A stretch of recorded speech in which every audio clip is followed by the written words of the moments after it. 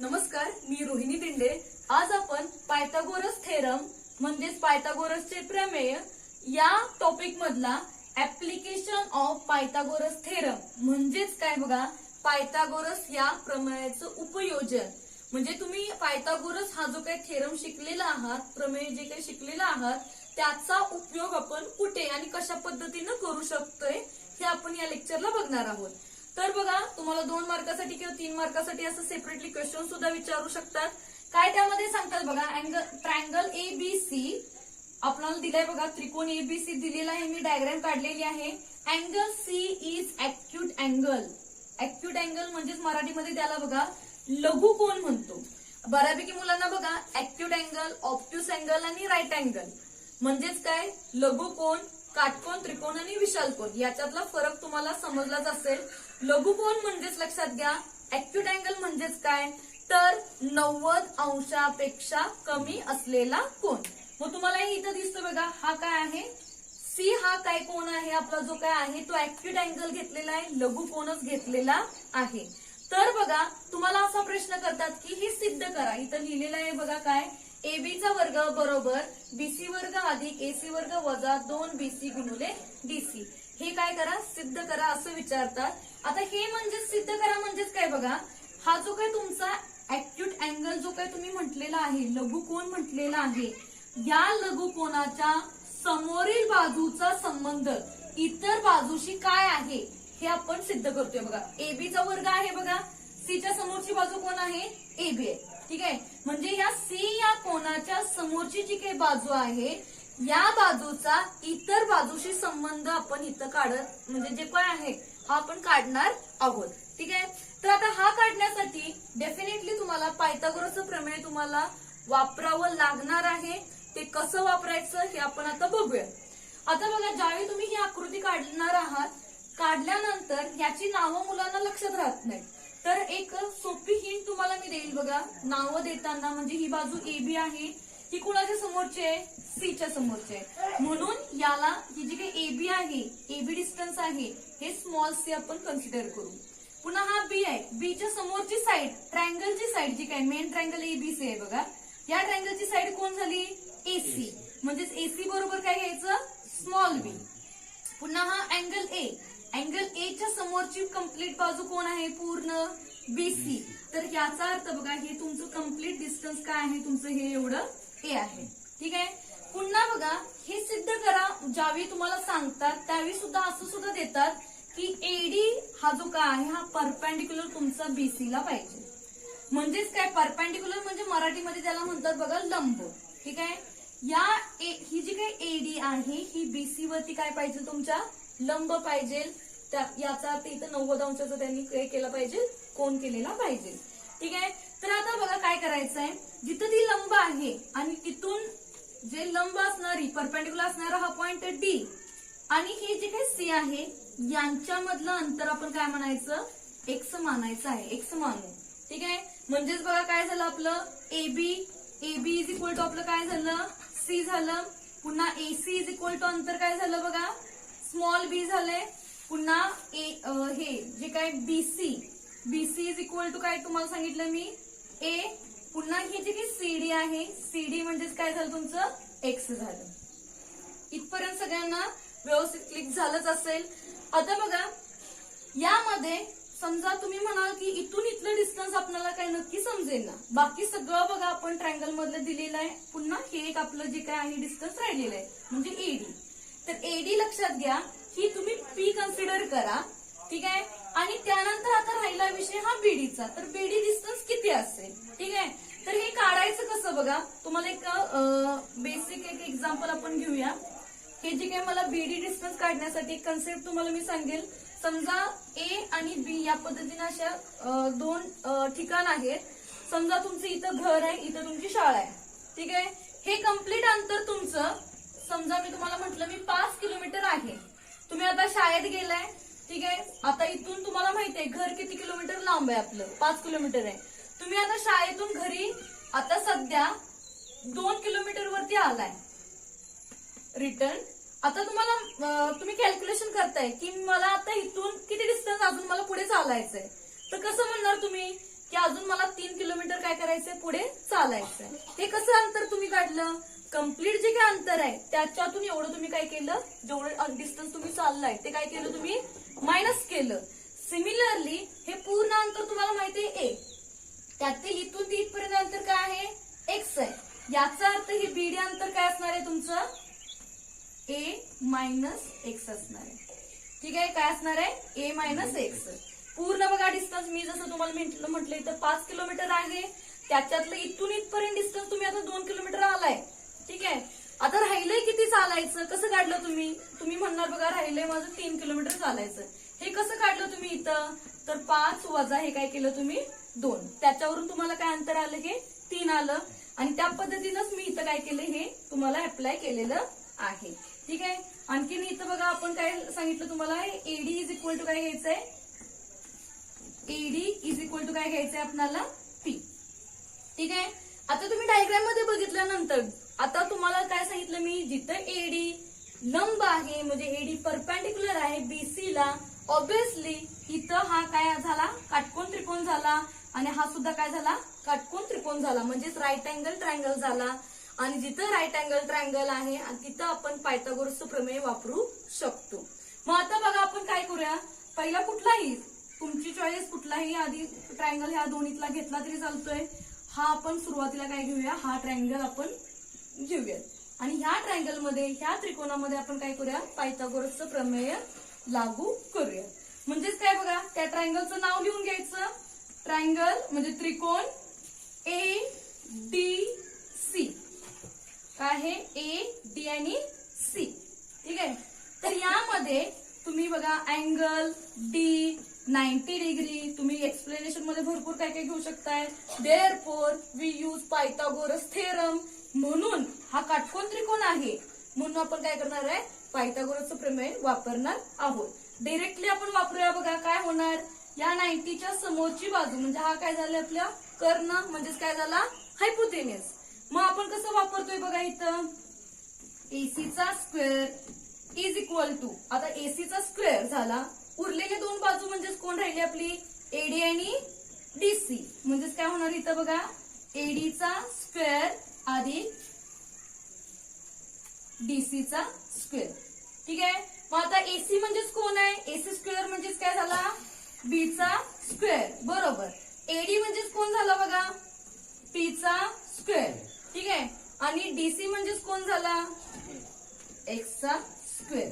ठीक आहे, हे आपण इथंच ठेवूया.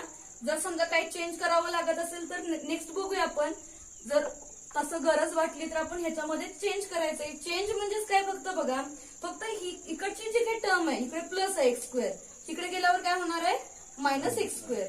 गरजेनुसार ते आपण चेंजेस त्याच्यामध्ये करू. बघा मी काय केलंय, या ट्रायंगल मध्ये आपण काय केला, पायथागोरसचं प्रमेय आपण काय केलं, लागू केलेलं आहे. आता काय करूया बघा, तो ट्रायंगल झाला, हा त्रिकोण झाला. आता या त्रिकोणामध्ये आपण काय करूया, ह्या पायथागोरसचं प्रमेय लागू करूया.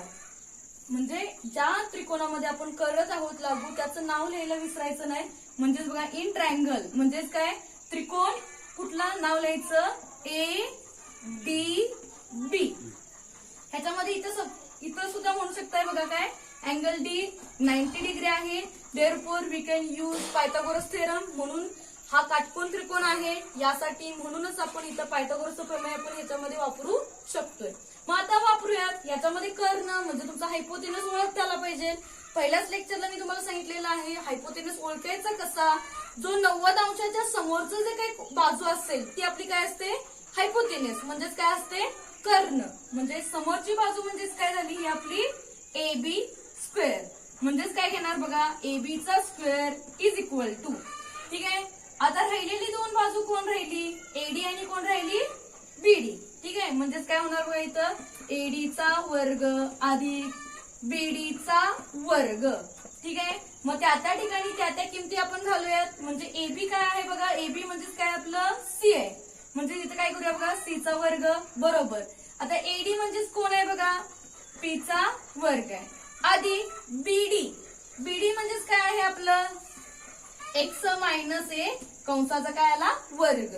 ठीक आहे, ब्रॅकेट स्क्वेअर घ्यायला विसरायचं नाही, कारण की हा बीडी जे काही डिस्टन्स असते, समजा उदाहरणार्थ इथं आपलं जर आपलं 5 असतं तर आपण काय केलं असतं, 5चा स्क्वेअर केला असता. ठीक आहे, त्यामुळे लक्षात घ्या a मायनस एक्स आहे असं घ्या आणि त्याचा काय करा, स्क्वेअर घ्या, वर्ग घ्या.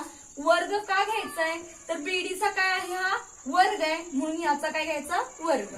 मग आता बघा या अगोदर तुम्हाला बेसिक फॉर्म्युले झालेले आहेत. बेसिक फॉर्म्युले म्हणजेच काय बघा, तर या पद्धतीनं ए मायनस बी ब्रॅकेट स्क्वेअर या पद्धतीने फॉर्म्युले झालेले आहेत. हे आपण कसे अप्लाय करतो, तर ए स्क्वेअर मायनस, इथं मायनस साइन आहे म्हणून इथं मायनस घेतो, minus twice of A B plus B चा स्क्वेअर. बघा ज्यावेळी इथं जर प्लस असतं तर इथं काय फक्त बदल होतो प्लस. सध्या इथं काय आपलं ए मायनस, सध्या बी म्हणजेच कोण आहे आपला, एक्स आहे. ठीक आहे, त्या पद्धतीनं आपण इथं काय करणार, हे जे काय फॉर्म्युला आहे ते अप्लाय करूया. म्हणजे काय झालं बघा, सी स्क्वेअर आहे असं ठेवतो मी, is equal to P square plus इथं हे जो काही फॉर्म्युला अप्लाय करूया. म्हणजे काय होणार बघा, इथं ए चा स्क्वेअर बरोबर minus twice of A B, म्हणजे ए आणि बी म्हणजेच काय आपला आहे, एक्स आहे, म्हणजे ट्वाइस ऑफ ए एक्स बरोबर, आणि बी चा स्क्वेअर म्हणजेच कोणाचा स्क्वेअर होणार, एक्सचा स्क्वेअर. ठीक आहे, या पद्धतीनं होईल. आणि हे जे काय आहे असं ठेवा. आता बघा ह्या एका त्रिकोणामध्ये आपण ज्यावेळी पायथागोरसचं प्रमेय लागू केलं त्यावेळी आपल्याला या पद्धतीने मिळालं, दुसऱ्या त्रिकोणात लागू केलं त्यावेळी या पद्धतीने मिळालं. आता आपण उत्तराच्या जे काय आपल्याला सिद्ध करायचं आहे याच्या जवळ आलेलो आहोत. फक्त एक मायनर एक स्टेप करायचे. ती स्टेप म्हणजेच काय बघा, तर इथं तुम्हाला मी सांगितलं बघा बी स्क्वेअर आहे is equal to P square plus X square आहे. तर हे सिम्प्लिफाय करण्यासाठी आपण काय करूया बघा, हे पी स्क्वेअरची व्हॅल्यू जर आपण बाजूला फाइंड करून ठेवली, ठीक आहे, म्हणजे इथं बघा कुठेही तुम्हाला बीचा स्क्वेअर दिसत नाही. म्हणजे ही जी काय आहे किंमत बघा, यात आपण आहे अशी पुट केली असती, ठीक आहे, पण कुठेही तुम्हाला या इक्वेशन मध्ये बीचा स्क्वेअर दिसत नाही.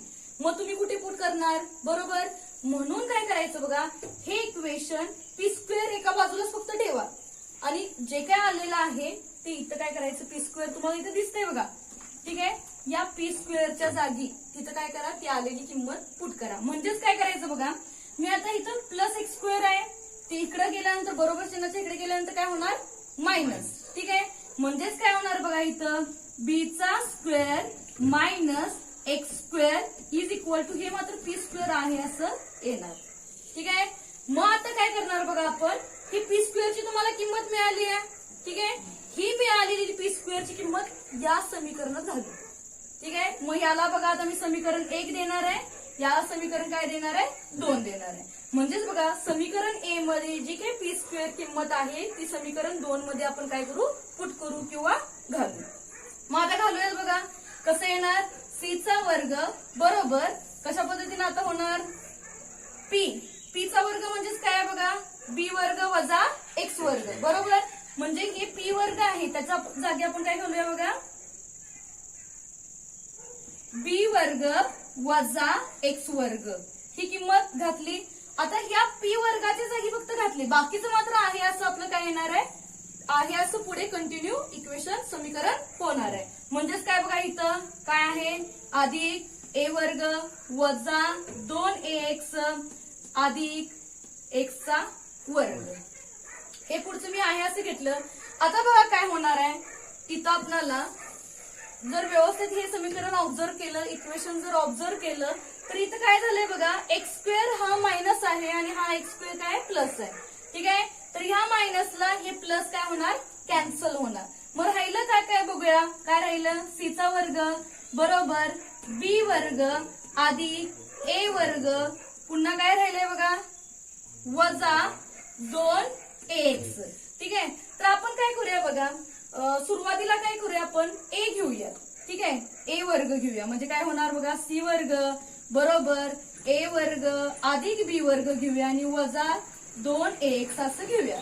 ठीक आहे, आता बघा आपलं फायनल आन्सर आलेलंच आहे. फक्त आता काय करायचंय, सी म्हणजे कोण आहे बघा, सी म्हणजे कोण आहे, ए बी बरोबर. मग इथं काय घालूया आता, ए बी चा वर्ग बरोबर. ए म्हणजेच कोण आहे बघा, छोटा ए म्हणजेच कोण आहे, बीसी.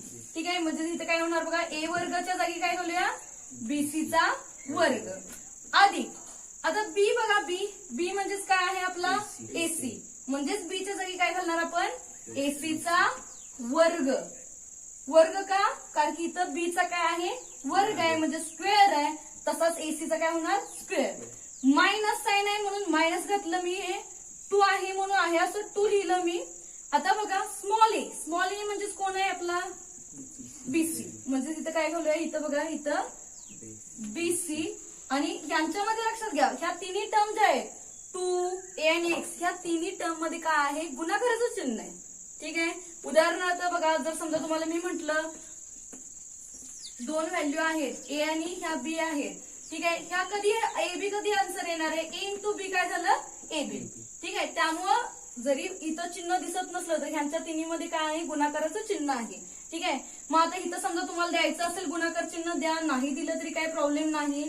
2 गुणुले हे ए म्हणजेच काय झालं, हा बीसी गुणुले. आता एक्स म्हणजेच काय आहे बघा, एक्स म्हणजे आपण मानलंय कोण आहे आपला, सीडी म्हणा किंवा डीसी म्हणा.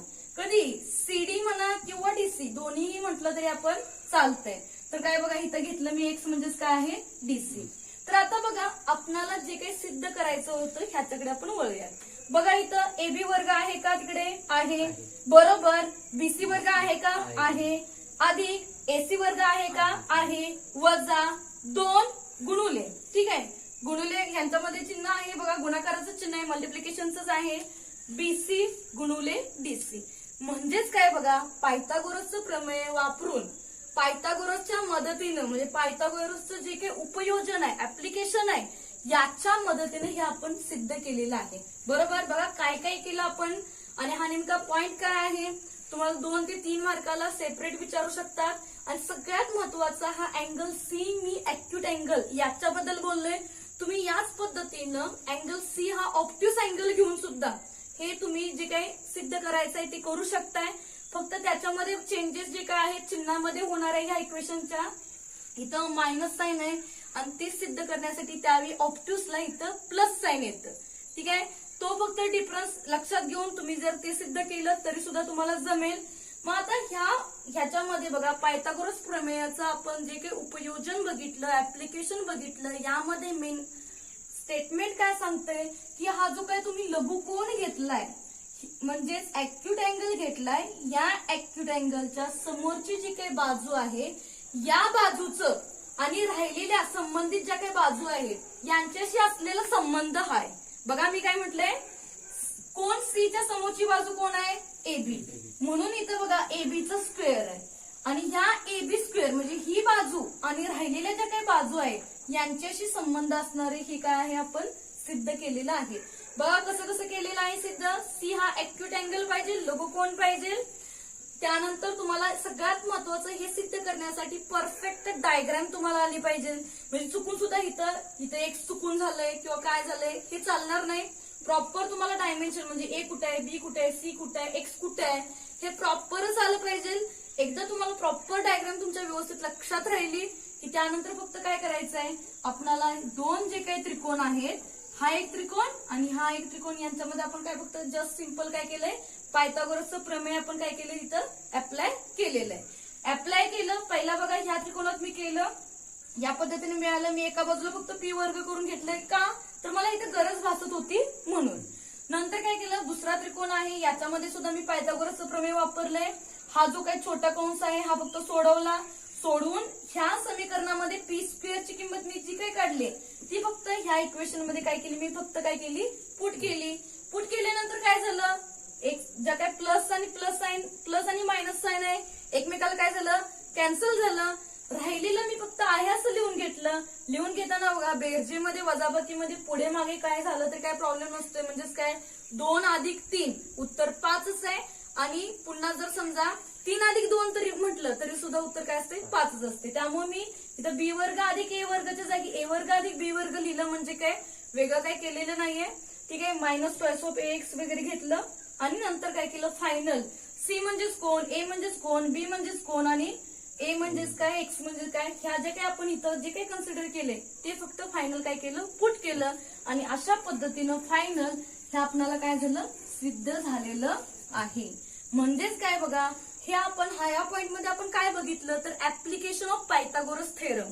म्हणजेच काय तर हा आपला पायथागोरस प्रमेयचा उपयोग आहे. कुठे, होतोय म्हणजे उपयोजन काय हे आपण बघितलेलं आहे. आणि हे जे काय पायथागोरस थेरमचं उपयोजन आहे हे फक्त लघु कोनासाठी बघितलेलं आहे, म्हणजेच ऍक्यूट अँगलसाठी बघितलेलं आहे. याच पद्धतीने काय आहे, ऑप्ट्यूस अँगल आहे. आणि ह्या दोन्ही ज्या काय ऍक्यूट अँगल आणि ऑप्ट्यूस अँगल ह्या ज्या काही कन्सेप्ट आहे ह्या आपणाला अपोलिनियस थेरम म्हणजेच अपोलिनियस प्रमेय याच्यामध्ये लागणार आहे. त्यामुळे या दोन्ही कन्सेप्ट आहेत त्या आधी क्लिअर करून घ्या. त्यानंतरचं नेक्स्ट लेक्चर आपलं जे काय असेल अपोलिनियस थेरम वरती असेल. तर बघा, तुम्हाला हा जो काही व्हिडिओ आहे हा तुम्ही एकदा व्यवस्थित बघा. त्यानंतर तुम्ही हे जे काय आहे तुमच्या नोटबुकमध्ये नोट डाऊन करा. आणि जर तुम्हाला हा व्हिडिओ आवडलाच असेल तर नक्की शेअर करा, कारण की लॉकडाऊनमुळे सगळीकडे क्लास शाळा वगैरे बंद आहे.